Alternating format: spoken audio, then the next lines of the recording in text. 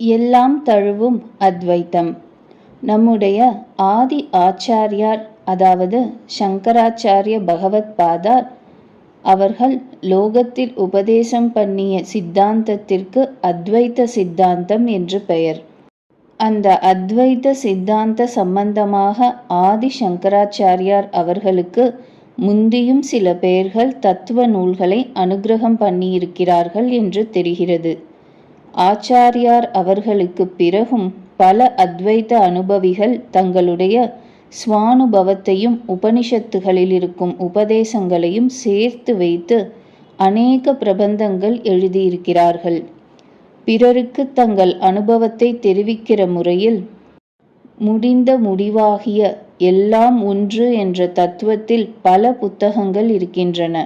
இப்படி அத்வைத்த சித்தாந்தத்திற்கு ஆயிரக்கணக்கான புத்தகங்கள் இருக்கின்றன. அத்வைத்த கிரந்தங்கள் எல்லா பாஷைகளிலும் இருக்கின்றன. சமஸ்கிருதத்தில் இருக்கின்றன. தமிழிலும் மூல புத்தகங்களாகவே மொழிபெயர்ப்பு இல்லாமல் அநேகம் இருக்கின்றன. தெலுங்கிலும் மூல அத்வைத்த கிரந்தங்கள் இருக்கின்றன. அதே மாதிரி கன்னட பாஷையிலும் இருக்கின்றன. அந்த பாஷையில் அந்த தேசத்து அனுபவிகளின் ஞானிகளின் மொழிபெயர்ப்பு தவிர சுதந்திரமாக அநேக புத்தகங்கள் இருக்கின்றன. மகாராஷ்டிரத்திலும் இருக்கின்றன. ஹிந்தியிலும் பல கிரந்தங்கள் இருக்கின்றன. பரம்பரையாக அத்வைத்த மதத்திலேயே வந்தவர்கள் அந்த அத்வைத்த மதத்தை பற்றி ஸ்லாகித்து கிரந்தங்கள் எழுதுவது ஒரு புறம் இருக்கட்டும், இதர மதத்தை சேர்ந்தவர்களும் தங்களுடைய ஸ்வானுபவத்தில் முடிவை அத்வைத்தமாக எழுதியிருப்பதுதான் மிகவும் விசேஷமானது. அப்படி அநேகம் பேர் அநேக கிரந்தங்களை அத்வைத்த அனுபவத்தை அனுசரித்து எழுதியிருக்கிறார்கள். மஸ்தான் சாகிபு பாடல் என்று ஒரு தமிழ் நூல் இருக்கிறது. தாயுமானவர் பாட்டை போல் இருக்கும்.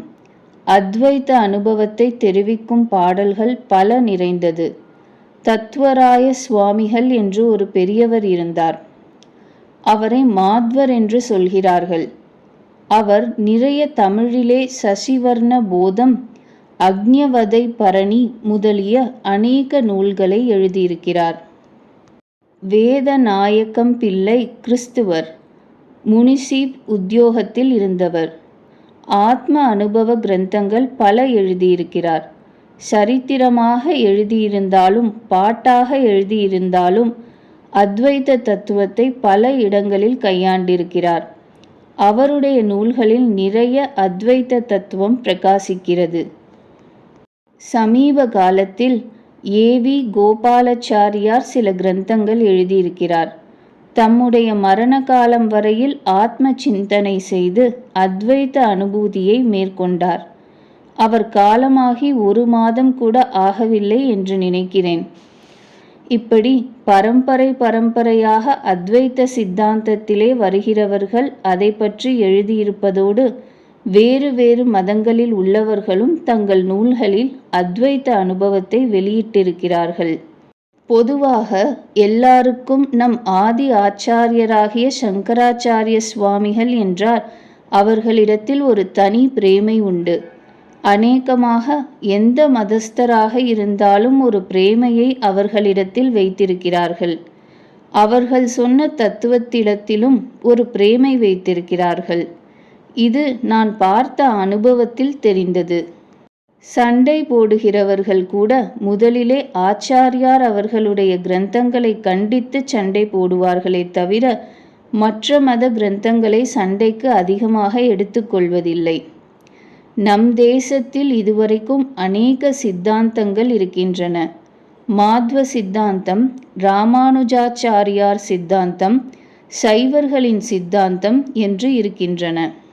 இதை தவிர வடதேசத்தில் பம்பாய், குஜராத் போன்ற இடங்களில் வல்லபாச்சாரியார் சித்தாந்தம், இங்கேயே சமஸ்கிருதத்தில் ஸ்ரீ கண்டாச்சாரியார் சித்தாந்தம், தமிழில் மெய்கண்ட சிவாச்சாரியார் சித்தாந்தம் என்று பல சித்தாந்தங்கள் இருக்கின்றன. ஒன்றுக்கொன்று கொஞ்சம்தான் வித்தியாசம் இருக்கும். ஈஸ்வர பக்தி, ஈஸ்வரனிடத்தில் போய் சேர வேண்டியது என்பவற்றில் எந்த சித்தாந்தத்திற்கும் அபிப்பிராய பேதம் இல்லை. ஆச்சாரியார் அவர்களுடைய சித்தாந்தப்படி ஈஸ்வர பக்தி பண்ணி ஈஸ்வரனை போய் அடைந்த மாத்திரத்தில் அந்த பரமாத்ம ஸ்வரூபத்தோடு நாம் கலந்து விடுகிறோம். நாம் அவர் என்ற பேதம் இல்லாமல் நாம் அவரோடு கலந்து போகிறோம். அந்த பரமாத்ம ஸ்வரூபத்தில் இரண்டர கலப்பதுதான் ஆனந்தம் என்பது பகவத் பாதர் அவர்கள் சித்தாந்தம். அப்படி முழுக்க கலந்து போய்விட்டால் எப்படி ஆனந்தத்தை நாம் அனுபவிக்க முடியும்? அனுபவிக்க முடியாமல் போய்விடுமே. ஆகவே ஈஸ்வரனை நாம் போய் அடையும் பொழுது நாம் வேறு அவர் வேறாகத்தான் இருக்க வேண்டும். ஆனந்தத்தை கொடுக்கக்கூடியவர் அவர் என்றால் ஆனந்தத்தை அனுபவிக்க நாம் தனியாகத்தான் அங்கும் இருக்க முடியும். இப்படி ஒரு சொல்ப வித்தியாசத்தை வைத்துக்கொண்டு இன்னொரு சித்தாந்தம் எழுந்திருக்கிறது. கலந்து விடுகிறோம், ஆனால் தண்ணீரில் பாலை கலந்தால் பால் இருப்பது போல்தான் நாம் அவரோடு கலந்தாலும் கொஞ்சம் தனித்துதான் இருக்கிறோம் என்று ஒரு சித்தாந்தம் சொல்கிறது. இவையெல்லாம் ஈஸ்வரனை பக்தி பண்ணி அவனை போய் சேருவது என்பதில் அபிப்பிராய பேதம் ஏற்பட்டு எழுந்தவை அல்ல. ஈஸ்வரனோடு கலக்கும்போது ஒன்றாக கலந்துவிட்டால் நமக்கு ஆனந்தம் ஏது? சமுத்திரக்கரையில் நின்றால்தான் அலையை பார்க்கலாம், அழகை பார்க்கலாம். சமுத்திரத்தோடு கலந்துவிட்டோம் என்றால் அதை எப்படி அனுபவிக்க முடியும்? நாம் கொஞ்சம் ஈஸ்வரனை விட்டு வேறாக இருந்தால்தான் ஆனந்தத்தை அனுபவிக்க முடியும் என்று கொஞ்சம் அவரவர்கள் வேறுபட்டு அந்த வேறுபாட்டை வைத்துக்கொண்டு தம் மதத்தை எழுப்பியிருக்கிறார்கள். ரயில்வே ஜங்ஷனில் பார்த்தால் ஒரு லைனிலிருந்து வேறொரு லைன் பிரிகிற போது நடுவில் இடம் மிகவும் கொஞ்சமாகத்தான் இருக்கும். ஆனால் கொஞ்ச தூரம் 5 மைல் 10 மைல் என்று போக போக அது ஒரு பக்கம் இது ஒரு பக்கம் என்று பிரிந்து போய்கொண்டே இருக்கும். அதிகமாக இதை விட்டு அது அடியோடு விலகி போய்விடும். ஆனால் ஆரம்பத்தில் பார்த்தால் சொல்ப வித்தியாசம்தான் இருக்கும். இப்படி அத்வைத்தத்திலிருந்து சொல்ப வித்தியாசத்தோடு ஒரு சித்தாந்தம் உண்டாயிற்று. ஆனால் போக போக அது துவைத்தமாக போய்விட்டது. ஈஸ்வரனோடு கலக்கிற போது 2 என்பதே இல்லை, ஒன்றாக போய்விடுகிறது என்று நன்றாக தெளிவாக ஆச்சாரியர் அவர்கள் சொல்லிவிட்டார்கள். இதில் கொஞ்சம் மாறுபட்டு இன்னொருத்தர் சொல்ல அதை இன்னொரு விதமாக புஸ்தகத்தில் எழுதின போது வெகு தூரம் இந்த இரண்டிற்கும் வித்தியாசம் இருப்பது போல வேறுபாடு வந்துவிட்டது. இந்த சித்தாந்த பிரபந்தங்களை எழுதினவர்களுடைய மனம் சுவானுபவத்தோடு கூடியதாக இருந்தால் மிகவும் சமாதானமாக எழுதியிருப்பார்கள்.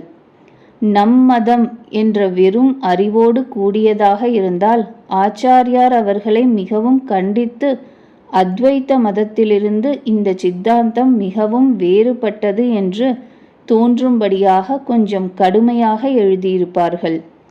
ஆனால் அந்த மதங்களில் உள்ள அனுபவிகள் கடைசியாக தங்கள் அனுபவங்களை பிறருக்கு சொல்ல வரும்போது ஆச்சாரியார் அவர்களோடு தாம் அதிகமாக சேர்ந்து அவரை பாராட்டி அவர் சொல்வது போல் அத்வைத்த சித்தாந்த நூல்களை நிறைய எழுதியிருக்கிறார்கள்.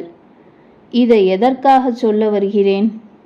ஒவ்வொரு மதத்திலும் சண்டை போடுகிறது என்றாலும் ஆச்சாரியர் அவர்களை பிடித்து இழுத்து சண்டை போட்டிருக்கிறார்கள். ஸ்நேகம் பாராட்டுவது என்றாலும் இந்த அத்வைத்த சித்தாந்தத்தோடுதான், சங்கராச்சாரியார் அவர்களோடுதான் ஸ்நேகம் செய்து கொண்டிருக்கிறார்கள் என்பதற்காக சொல்கிறேன். பம்பாய் குஜராத் பிரதேச ஆச்சாரியர் வல்லபாச்சாரியர் என்று சொன்னேனே, அவருக்கு பாலகிருஷ்ணன் என்ற மூர்த்தியிடம் அதிக பிரேமை. ராமானுஜாச்சாரியருக்கு நாராயணன் என்ற ஸ்வரூபத்திடம் பிரேமை. மத்வாச்சாரியார் விஷ்ணு விஷ்ணு என்பார். ஸ்ரீகண்டாச்சாரியார் மெய்கண்டார் சைவர்கள் இவர்களுக்கெல்லாம் சிவன் என்ற மூர்த்தியிடம் பிரேமை. இப்படி பல ஸ்வரூபம் பல சித்தாந்தம் இருப்பது போல பல ஆச்சாரியர்கள் இருந்திருக்கிறார்கள். இவர்கள் தங்கள் மூர்த்தியை தங்கள் சித்தாந்தத்தை நிர்தாரணம் பண்ணும் பொழுது அதற்கு புஸ்தகங்கள் எழுதும்போது வைஷ்ணவர்கள் மத்வர்களுடைய சித்தாந்தத்தை கண்டித்து தங்களதுதான் உயர்வு என்று நிர்தாரணம் பண்ணலாமல்லவா? அப்படியே மத்வர்கள் மெய்கண்டாச்சாரியார் கிரந்தத்தை கண்டிக்கலாமல்லவா? ஆனால் இவர்கள் எல்லாரும் தங்கள் சித்தாந்த புஸ்தகங்களை எழுதும்போது சங்கராச்சாரியார் இப்படி சொல்கிறார், அப்படி சொல்கிறார், இது தப்பு, அது தப்பு, இந்த புஸ்தகத்தில் சொல்கிறது தான் சரி என்று சங்கராச்சாரியரையே அதிகமாக கண்டனம் பண்ணி எழுதியிருக்கிறார்கள். மீமாம்சையையோ சாங்கியத்தையோ அல்லது இதர மதங்களையோ கண்டித்திருக்கலாம். அவற்றை பற்றி ஏதோ கொஞ்சம் கொஞ்சம் சொல்லியிருந்தாலும் முழுக்க முழுக்க சங்கராச்சாரியரின் கொள்கையாகிய அத்வைத்த சித்தாந்தத்தையே கண்டித்து எழுதியிருக்கிறார்கள். இந்த மாதிரியாக அலசி அலசி பார்த்து சர்ச்சை செய்வதற்கே இதர மதங்கள் லாயக்கில்லை போல் அவர்களுக்கு தோன்றியிருக்கிறது. பல விஷயங்களை குறிப்பிட்டு சர்ச்சை பண்ணுவதற்கு யோக்கியமான மதங்களாகவே அவை அவர்களுக்கு தோன்றவில்லை. பௌத்தர்கள் எழுதிய புஸ்தகமாக இருக்கலாம், ஜைனர்கள் எழுதிய புஸ்தகமாக இருக்கலாம். அவற்றில் கூட அத்வைத்த கொள்கையை நிறைய தாக்கி எழுதியிருக்கிறார்கள். ஆனால் ஒவ்வொரு தத்துவத்திலும் அனுபவசாலிகளாக இருந்துவிட்டால் எந்த மதத்தினவராயிருந்தாலும் கிறிஸ்துவர்களாக இருந்தாலும் தங்களுடைய ஸ்வானுபவத்தை சொல்ல வரும்பொழுது தங்களையும் அறியாமலே அத்வைத்தத்தோடு போய் கலந்து விடுகிறார்கள். நானே பல வைஷ்ணவர்களை பார்த்திருக்கிறேன், இதர மதஸ்தர்களையும் பார்த்திருக்கிறேன். ராமநாதபுரம் சம்ஸ்தானத்தில் ஒரு பெரிய தமிழ் வித்வான் இருந்தார். நான் ஒரு சமயம் ராமநாதபுரம் சமஸ்தானத்திற்கு போயிருந்தபோது அவர் என்னுடன் நிரம்ப சண்டை போட்டார். இப்பொழுது இருக்கிறவருக்கு முந்திய ராஜா காலம். அவரை வைத்துக்கொண்டு பல பல ஆங்கில புஸ்தகங்களையும் வைத்துக்கொண்டு சங்கராச்சாரியார் ஈஸ்வர பக்தர் அல்ல, மகாவிஷ்ணுவினுடைய பக்தரே, சிவபக்தியை காட்டிலும் அவர் விஷ்ணு பக்திதான் மிகுதியாக செய்திருக்கிறார் என்றார். இதை நிரூபிக்க அநேக கிரந்தங்கள், சங்கராச்சாரிய பாஷ்யம், அந்த பாஷ்யத்தின் மேல் எழுதியிருக்கக்கூடிய உரை நூல்கள் இவற்றையெல்லாம் ஆதாரமாக வைத்துக்கொண்டு என்னோடு வாதிட்டார். வெள்ளைக்காரர்கள் சங்கராச்சாரியார் பாஷ்யத்தை வைத்துக்கொண்டு அநேக புஸ்தகங்கள் எழுதியிருக்கிறார்கள். அவற்றையெல்லாம் ராஜாவிடம் முன்பே காட்டி அவரையும் தமக்கு ஆதரவாக வைத்து கொண்டிருந்தார். விஷ்ணு பக்தியை பற்றி ஆச்சாரியார் அவர்கள் சொல்லியிருப்பதைப் போலவே சிவபக்தியை பற்றியும் அநேக இடங்களில் சொல்லி இவை இரண்டும் ஒன்றுதான் என்ற சித்தாந்தத்தை எடுத்துச் சொல்லியிருக்கிறார்கள். ஆகவே அவரை குறிப்பாக ஒரு சுவாமியைத்தான் சிலாகித்தவர் என்று எப்படி கொள்ள முடியும் என்பதற்கு நான் அவருக்கு பல இடங்களை சங்கர பாஷ்யத்திலிருந்தே எடுத்து காட்டினேன். அதை அவர் ஒப்புக்கொள்ளவில்லை. அந்த வாதத்தில் நான் ஜெயித்தேனோ அவர் ஜெயித்தாரோ என்பதை பற்றி சொல்ல நான் இதை சொல்லவில்லை. ஆனால் கடைசியாக அவரிடம் ஒன்று சொன்னேன். நீங்களோ வைஷ்ணவர், வைஷ்ணவ கிரந்தங்கள் நிறைய இருக்கின்றன, உங்களுக்கு ஆதாரமாக அவற்றை எடுத்து கொள்ளுங்களேன். ஆச்சாரியர் அவர்கள் சிவபக்தரா விஷ்ணு பக்தரா என்று எதற்கு சர்ச்சை பண்ணி கொண்டு இருக்க வேண்டும் என்றேன். அதற்கு அவர் உடனே, ஆச்சாரிய லட்சணம் பூர்ணமாக இவரிடத்தில்தானே நிரம்பி இருக்கிறது, இவர் சொல்வதுதான் நமக்கு எல்லாவற்றையும் விட ஆதாரம், ஒருவர் வாக்கை எடுத்தால் அவரிடத்தில் ஆச்சாரிய லட்சணம் பூரணமாக இருக்க வேண்டாமா, அதற்காகத்தான் இவரை எடுத்துக்கொண்டேன் என்று சொன்னார். இப்படி அநேகம் மதஸ்தர்கள் சிநேகத்துக்கும் ஆச்சாரியார் அவர்களை இழுத்து கொள்கிறார்கள், சண்டைக்கு என்றாலும் இவரைத்தான் இழுத்து கொள்கிறார்கள் என்பதற்கு இந்த சம்பவத்தை சொல்ல வந்தேன். கண்டனம் என்றாலும் சங்கரரைத்தான் கண்டிக்கிறார்கள், உறவு கொண்டாடுவது என்றாலும் மற்றவர்களை விட நம் சங்கரரிடம்தான் எல்லோருக்கும் உறவு கொண்டாடுகிறார்கள். இது நம் ஆச்சாரியாளுக்கு ஒரு தனி பெருமை என்று நாம் சொன்னால் அதனால் பாவம் வருமோ புண்ணியம் வருமோ? பாவம்தான் வரும்போல் இருக்கிறது என்று தோன்றுகிறது. ஏன் தெரியுமா? ஆச்சாரியர் அவர்கள் யார்? நம்முடைய குரு. அவருக்கு ஒரு கௌரவம் என்றால் அது நமக்கும் வருகிறது. இன்னொரு மதத்தை சேர்ந்த ஆச்சாரியரை நாம் ஸ்தோத்திரம் செய்தால் அது அவருடைய கிரந்தத்திலே தத்துவத்திலே நமக்குள்ள பக்தி காரணமாக விஸ்வாசம் காரணமாக ஸ்தோத்திரம் செய்வதாக ஆகலாம். ஆனால் நம்முடைய ஆச்சாரியர் அவர்களை இப்படி பல வகையில் நாம் ஸ்தோத்திரம் பண்ணுவது கடைசியில் நம்மை நாமே ஸ்தோத்திரம் செய்வது கொள்வது போலதான் முடிகிறது. எங்க ஊர் உயர்ந்தது, எங்கள் ஜாதி உயர்ந்தது, எங்கள் குடும்பம் உயர்ந்தது, அதில் நான் உயர்ந்தவன் என்று சொல்லிக்கொள்வது போலவே முடிகிறது. இப்படி நம் ஆச்சாரியர் அவர்களை பற்றி பெருமையாக நாமே சொல்லிக் கொண்டால் நம்மை நாமே பெருமைப்படுத்திக் கொள்கிற பாவத்திற்கு தோஷத்திற்குத்தான் உள்ளாகிறோம் என்று இப்பொழுது எனக்கு தோன்றுகிறது. பாவமோ புண்ணியமோ இன்னொரு விதமாக நமது ஆச்சாரியர் அவர்களை ஸ்தோத்திரம் பண்ணி பார்க்க வேண்டும் என்ற ஆசை உண்டாகிறது. ஒவ்வொரு மதத்திலும் அந்த மதஸ்தர்கள் அநேக கிரந்தங்களை எழுதியிருக்கிறார்கள். அப்படி எழுதும்போது அவரவர்களுக்கு என்ன ஆசையாக இருக்கும்? தங்கள் மதத்தை உயர்வாக எழுத வேண்டும் என்று ஆசை இருக்கும். எழுதி கொள்ளட்டும்.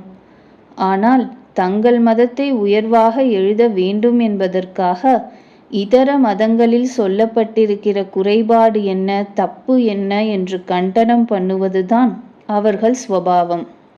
பாக்கி மதத்தை கண்டனம் பண்ணாமல் அவர்களுடைய கிரந்தங்களில் எழுத மாட்டார்கள். அது மாத்திரமல்ல, தங்கள் மதத்தை தவிர வேறு மதத்தை பற்றியோ அவர்களுடைய சித்தாந்தத்தை பற்றியோ நல்லதாக ஒன்று கூட எழுத மாட்டார்கள். எழுதினால் அந்த மதம் வலுத்து போய்விடுமே, அதனால் நம்முடைய மதத்தின் வளர்ச்சி தடைபட்டு போய்விடுமே என்பதுதான் அவர்களுடைய எண்ணம். உலகத்தில் நம் மதம்தான் க்ஷேமமாக இருக்க வேண்டும், பாக்கி மதங்கள் எப்படி போனாலும் சரி, பாக்கி மதங்களுடைய புஸ்தகங்கள் எல்லாம் அழிந்து போகும்படி பண்ணிவிட வேண்டும் என்று அவர்களுக்கு தோன்றுமே தவிர பாக்கி மதஸ்தர்களுக்கு அவர்களுடைய மதத்தை பற்றிய புஸ்தகத்தை எழுதி தர வேண்டும் என்று தோன்றவே தோன்றாது. அப்படி யாராவது எழுதினார் என்றால் அவர் எந்த மதத்தைச் சேர்ந்தவராக இருக்க முடியும்? பீகாரில் வடக்கு பீகார், தெற்கு பீகார் என்று 2 பாகங்கள். தென் பாகத்திலே கங்கைக்கு தெற்கே இருக்கிற பகுதியில் ஹிந்தி பாஷை வழங்குகிறது. கங்கைக்கு வடக்கே இருக்கிற பகுதியில் 4-5 ஜில்லாக்கள் இருக்கும். அங்கே மிதிலா பாஷை, மைதிலி என்று பெயர். சீத்தை பிறந்த இடம் மிதிலை என்று நமக்கு தெரியும். 4 ஜில்லாக்களையும் சேர்த்து மிதிலா என்று சொல்லிக் கொண்டிருக்கிறார்கள். ஜனகர் இருந்த ஊரை மிதிலா பட்டணம் என்று ராமாயணம் சொல்லுகிறது. ஆனால் இப்பொழுது ஜனக்பூர் என்று சொல்கிற இடத்தில்தான் ஜனகர் இருந்ததாக சொல்கிறார்கள். அது பீகாருக்கு வடக்கே நேபாள எல்லையில் இருக்கிறது.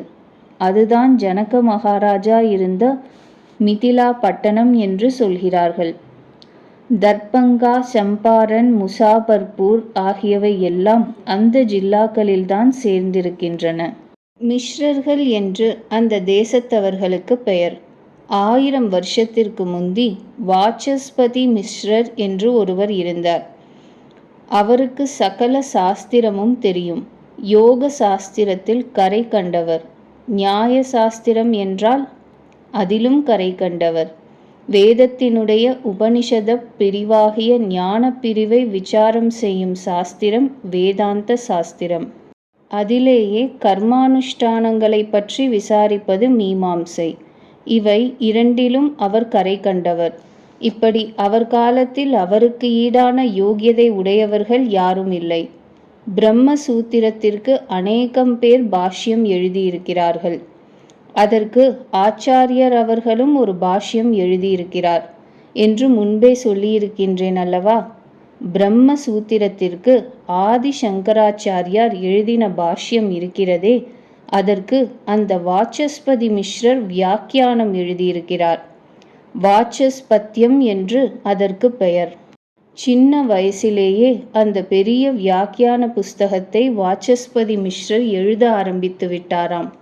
கல்யாணமாகி அவர் சம்சாரம் வந்ததும் அவர் அப்படியே எழுதி கொண்டிருந்தார். அந்த அம்மாள் அவருக்கு வேண்டிய சிசுருஷைகளை எல்லாம் செய்து கொண்டே இருப்பார்கள். அதே திருஷ்டியாக இருந்து அவர் அந்த புஸ்தகத்தை ஒரு வழியாக எழுதி முடித்தாராம். அப்பாடி என்று விஸ்ராந்தியாக இருக்கும்போது பார்த்தால் அவருக்கு அப்போது 60 வயசு ஆகிவிட்டதாம்.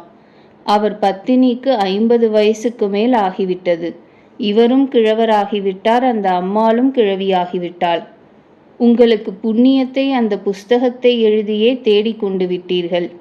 எள்ளுத் தண்ணீரும் இறைக்க நமக்கு ஒரு பிள்ளை இல்லாமல் போய்விட்டதே, எனக்கு எப்படி நல்ல கதி கிடைக்கும் என்று அந்த அம்மாள் அப்பொழுதுதான் சொன்னாளாம். அடடா, கல்யாணம் பண்ணிக்கொண்டு உனக்கு நிரம்ப துரோகம் பண்ணிவிட்டேன். சரி, கவலைப்படாதே.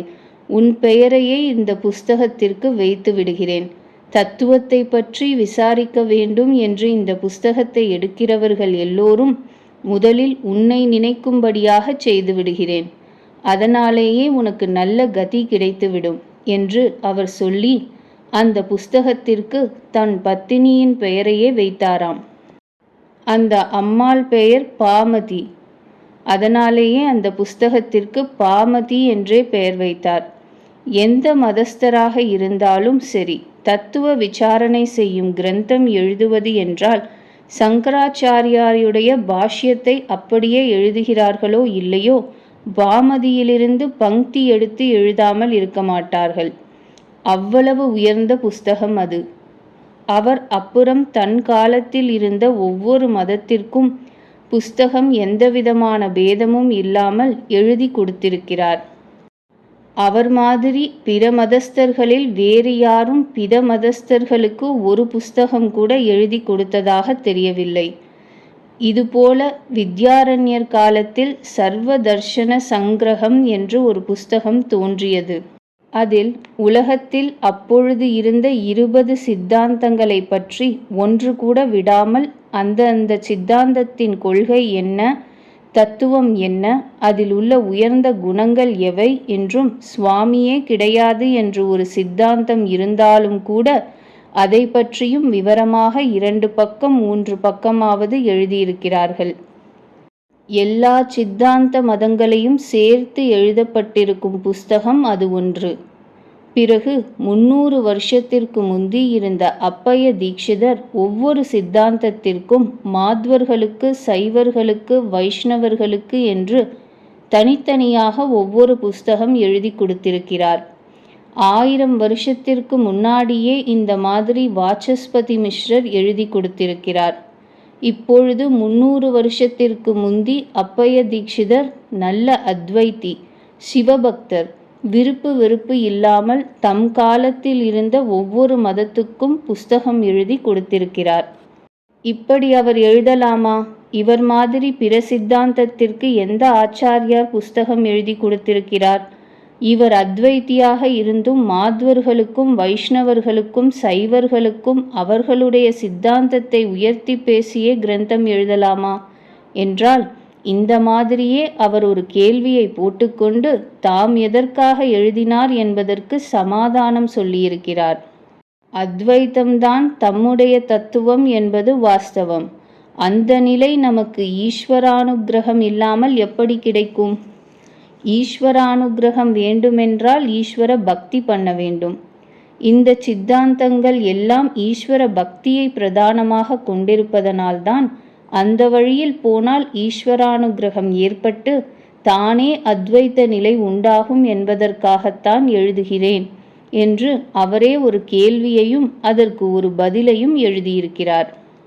ஸ்ருதி சிகரம் என்பதைத்தான் திருநான் மறைமுடி என்று தமிழில் சொல்கிறோம். 4 வேதங்களுடைய சிகரம் ஸ்ருதி சிகரம். ஸ்ருதி என்றால் காதிலே கேட்பது. வீணை, ஃபிடில் இதற்கெல்லாம் ஸ்ருதி சேர்க்கிறார்கள் இல்லையா? கம்பியை தட்டிவிட்டு காதாலே அந்த நாதத்தை கேட்கிறார்கள். அதற்கு ஸ்ருதி என்று பெயர். ஸ்ருதி என்றால் வேதம் என்றும் அர்த்தம். கையாலே எழுதி படிப்பது அல்ல வேதம், காதாலே கேட்டுச் சொல்வது.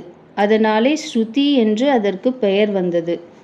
ஸ்ரவணம் என்று கேட்பதற்கு சொல்லலாம். ஸ்ருதி என்பதும் அதுதான். ஸ்ருதி சிகரம் நான்மறையின் முடிவு. 4 வேதங்களுக்கும் முடிவானது அத்வைத்தம்தான் என்றாலும் யத்யபி என்று எடுத்தவுடன் ஆரம்பிக்கிறார். யத்யபி என்று வந்தால் ததாபி என்று பின்னே வர வேண்டும்.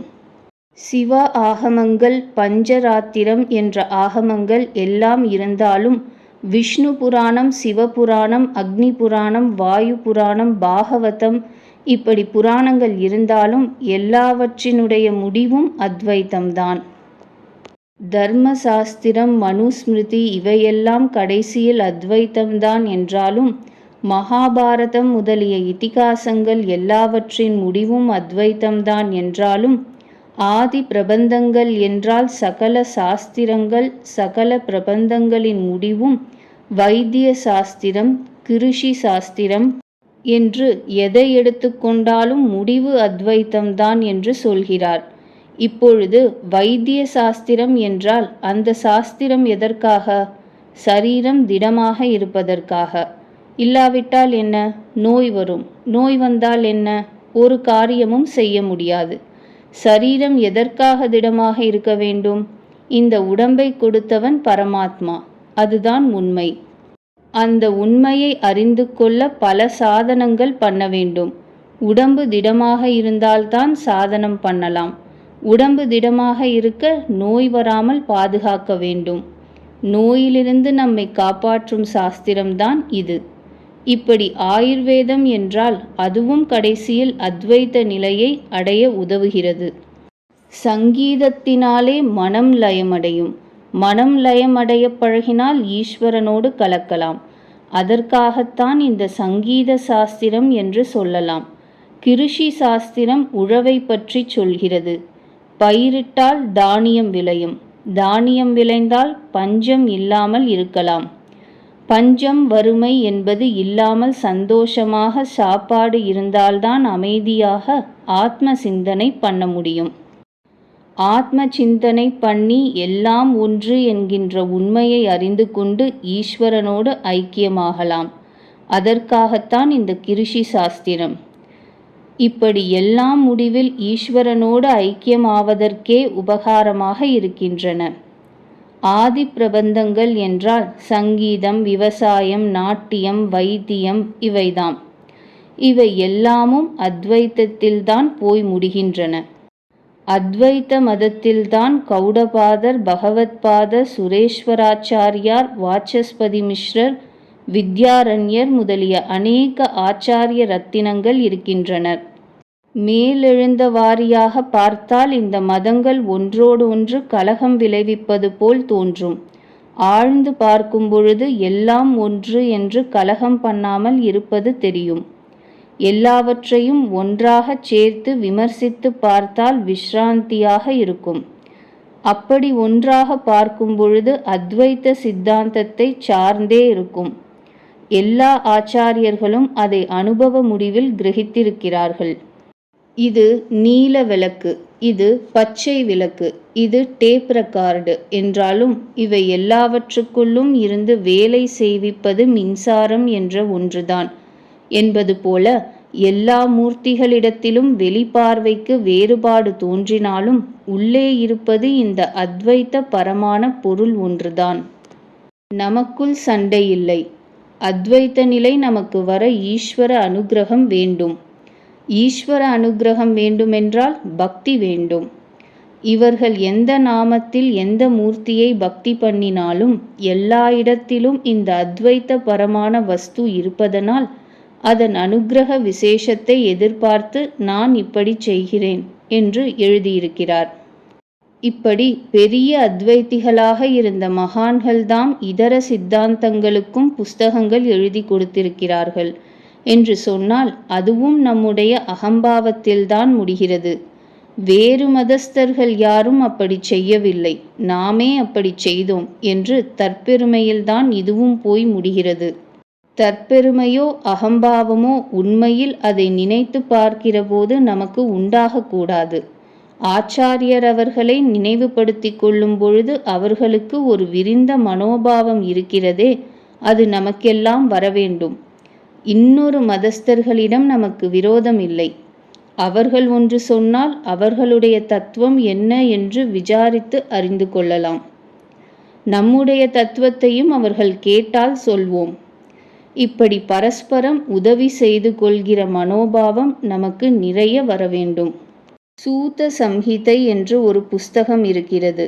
சர்வ வித்தைகளுக்கும் நம்முடைய ஈஸ்வரன்தான் காரணம் என்று வேதத்தில் சொல்லப்பட்டிருக்கிறது. வித்தை என்றால் என்ன? எல்லா மதங்களும் எல்லா கலைகளும் சேர்ந்ததுதான். சார்வாக மதம் என்று ஒன்று உண்டு. இதைத்தான் மெட்டீரியலிசம் என்பர். உடம்பை தவிர ஆத்மா ஒன்றும் கிடையாது. இப்படி சாப்பிட்டு வளர்த்து கொண்டு இருந்துவிட்டு இந்த உடம்பு செத்து போகிறது, அவ்வளவுதான். ஆத்மா பரமாத்மா ஒன்றும் இல்லை என்பதுதான் இந்த சார்வாக மதம். எல்லா தத்துவங்களுக்கும் புஸ்தகங்கள் இருக்கின்றன. இந்த சார்வாக மதத்திற்குத்தான் புஸ்தகம் இல்லை என்று நினைத்து கொண்டிருந்தார்கள். சார்வாகத்திற்கும் புஸ்தகம் இருக்கிறது. காயக்வாட் ஓரியண்டல் சீரீஸில் இப்பொழுது அச்சு போட்டிருக்கிறார்கள். சர்வ வித்தைகளுக்கும் மூலமாக இருப்பவன் ஈஸ்வரன் என்றால் கடவுள் இல்லை என்று ஒரு தத்துவம் இருக்கிறதே, அதற்கும் ஈஸ்வரன்தான் காரணம் என்றே தெரிந்து கொள்ள வேண்டும். அதனிடத்தில் நமக்கு வெறுப்பு உண்டாகக்கூடாது. இப்படி சூத்த சம்ஹிதை என்ற புஸ்தகத்தில் ஒரு காண்டத்திலே விஸ்தாரமாக இருக்கிறது. சுவாமி இல்லை என்று சொல்வது எப்படி ஒரு மதமாகும் என்றால் அதுவும் கடைசியில் அத்வைத தத்துவத்திற்கு அனுகூலம்தான். வெறுமனே காலையில் எழுந்து 7 மணிக்கு 8 மணிக்கு ஆச்சாரம் இல்லை, அனுஷ்டானம் இல்லை, கண்டதை தின்பது தூங்குவது என்று இப்படி நம் மதத்தில் ஒருவன் இருந்து கொண்டிருந்தால் அந்த சோம்பேறியை விட எத்தனையோ மடங்கு உயர்வானவன் சுவாமி இல்லை, ஆத்மா இல்லை, எல்லாம் இந்த உடம்புதான் என்று சொல்லிக் கொண்டிருக்கிறவன். காரணம், அவன் தத்துவ விசாரணை செய்ய ஆரம்பித்து விட்டான் அல்லவா? ஆத்மா உண்டா, ஆத்மா கிடையாதா, சுவாமி உண்டா கிடையாதா என்ற ஆராய்ச்சியில் அவன் இறங்கிவிட்டான். அவன் கண்ட தத்துவம் சுவாமி இல்லை என்ற முடிவாகவே இருக்கட்டும்.